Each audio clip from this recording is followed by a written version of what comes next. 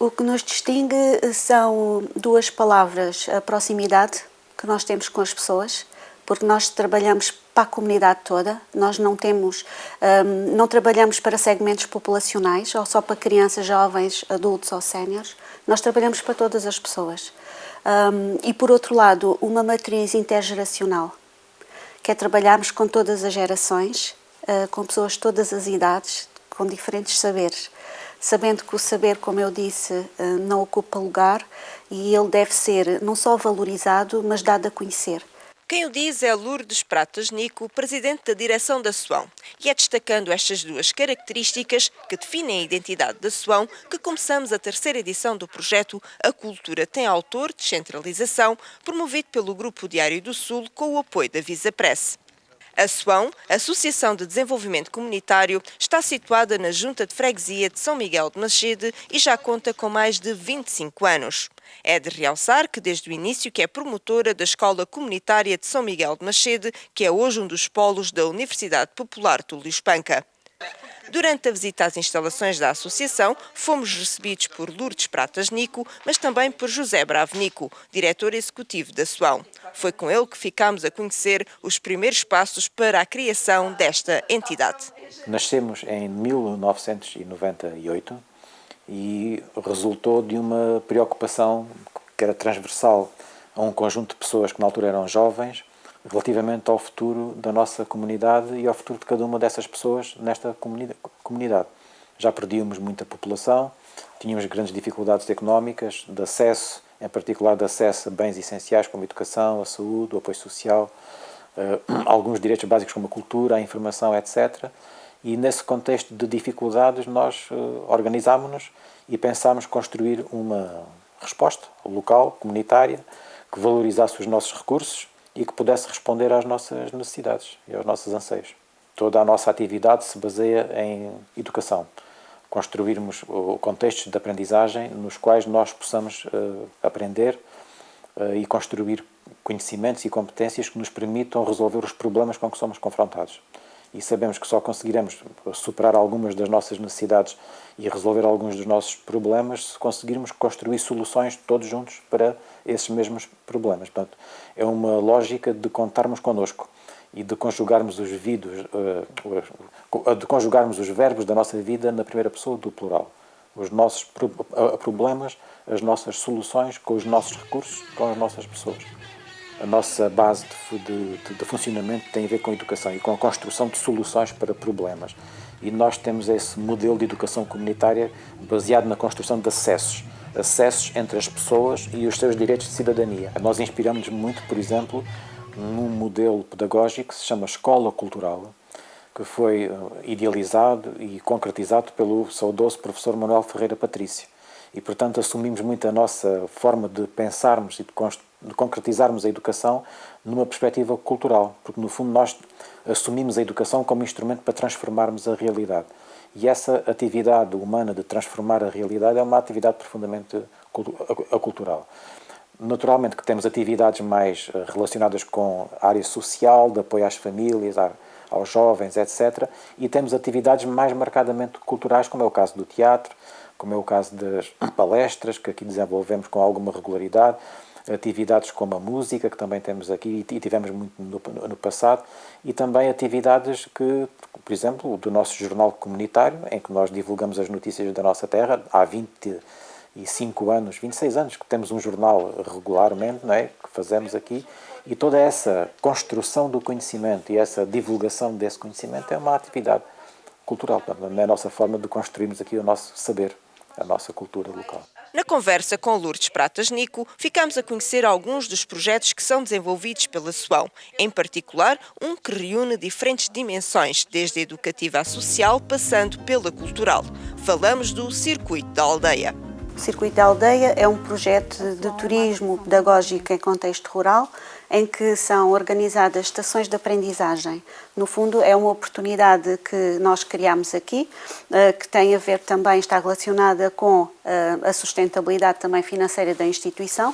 É, no fundo, uma oportunidade de conhecer a nossa comunidade, como é que se vive em contexto rural, E, no fundo, recebemos aqui alunos jovens, e não só provenientes das escolas, mas também de instituições sociais, por exemplo, lares, centros de dia, pessoas que ainda têm autonomia, e, no fundo, damos a conhecer o que é a nossa vila, que este ano comemora-se o centenário da elevação da freguesia à vila. E, portanto, damos a conhecer, no fundo, aquilo que nós somos, a nossa identidade, as pessoas que cá vivem, como é que as pessoas passam o seu dia-a-dia, as atividades que aqui são desenvolvidas e também a cultura.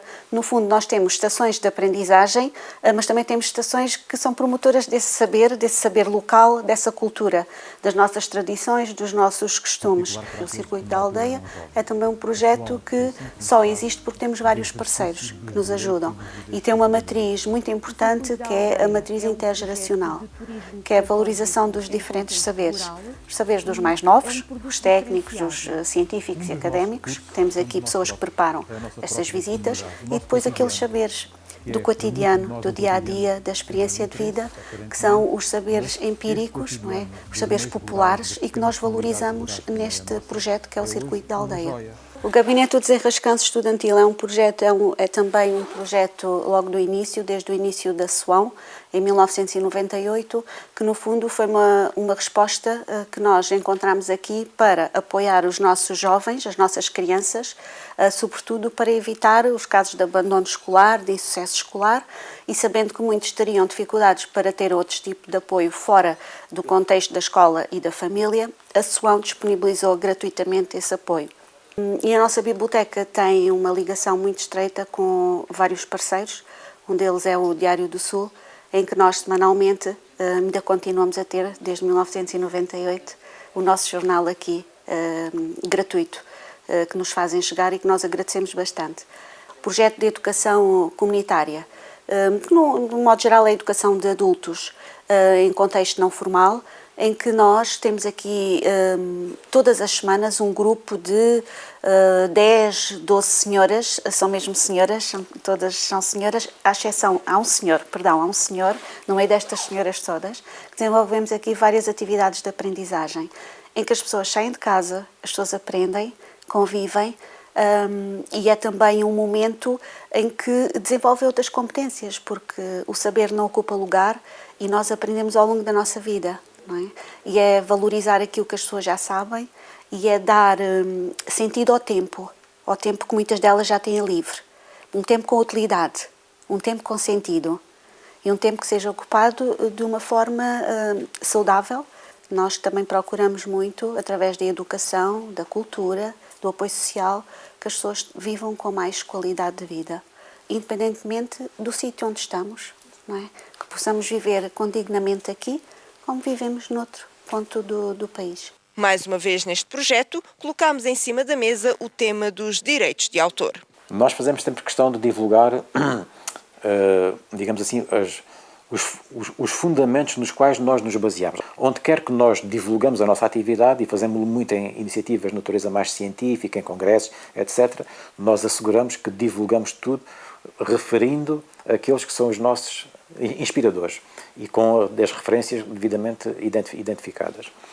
E o contrário também nós gostamos que seja feito, ou seja, quando nós recebemos aqui muitas visitas de estudantes da universidade, de visitas de associações, de juntas de freguesia, de todo o país que vêm conhecer-nos, e nós gostamos de divulgar a nossa atividade, fazemos questão em que esses nossos modelos e projetos possam ser disseminados e replicados onde quer que seja, e naturalmente gostamos muito que quando isso acontece também seja referido que essas ideias, esses projetos, esses modelos foram observados aqui e foram também devidamente divulgados. Mas não temos uma grande preocupação com isso. O importante é que as boas ideias circulem. E também importante em simultâneo é que as boas ideias, que sejam de pessoas ou de instituições, sejam devidamente identificadas para que seja devidamente identificado quem é que foi o responsável por aquela ideia que depois foi replicada e foi adaptada. Portanto, direitos de autor sim, mas sem que isso impeça a divulgação, a disseminação e a adaptação das boas ideias, porque no fundo é isso que interessa.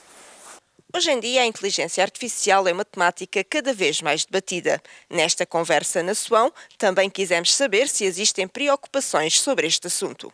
É algo ainda novo, recente, que se fala mais agora, embora já haja outras experiências e práticas mais antigas, mas nós já estamos, agora é que estamos um pouco, digamos, mais acordados para essa realidade. Mas acho que ainda há muito a descobrir e eu acho que a inteligência artificial, no fundo, ela é fruto da inteligência humana. E é aquilo que o ser humano, quiser que ela seja.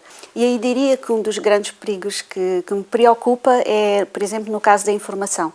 Hoje todos temos acesso a vários canais de informação e, de repente, temos um instrumento, uma ferramenta que pode colocar cá para fora muito tipo de informação e nem toda fidedigna.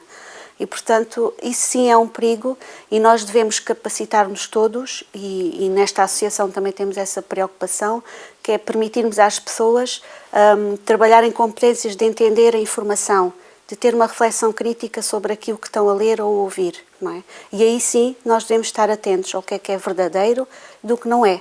E já temos algumas experiências até a nível internacional de como é que a informação que não é verdadeira, não é fidedigna, pode transformar negativamente as sociedades do ponto de vista social, político, etc. E, portanto, aí devemos estar muito atentos. Agora, acharmos que isso vai trazer tudo mal, não. Acho que depende do que o ser humano faça, como fez com outras coisas ao longo da humanidade. A internet também, quando surgiu, também trazia muitos perigos e, se não soubermos utilizar, ela continua a ter muitos perigos. A única forma de nos defendermos é termos informação. É termos conhecimento. A escola comunitária também trabalha muito nessa área, que é poder dar às pessoas ferramentas, não é? Para elas poderem distinguir aquilo que é o essencial do acessório, o verdadeiro do falso. Com o projeto A Cultura Tem Autor, Descentralização, pretende-se apresentar diversas atividades culturais desenvolvidas no concelho de Évora, dando a conhecer uma entidade em cada uma das freguesias deste território. Há também o objetivo de abordar temáticas ligadas aos direitos de autor e à inteligência artificial, relacionando estes tópicos com a área da cultura.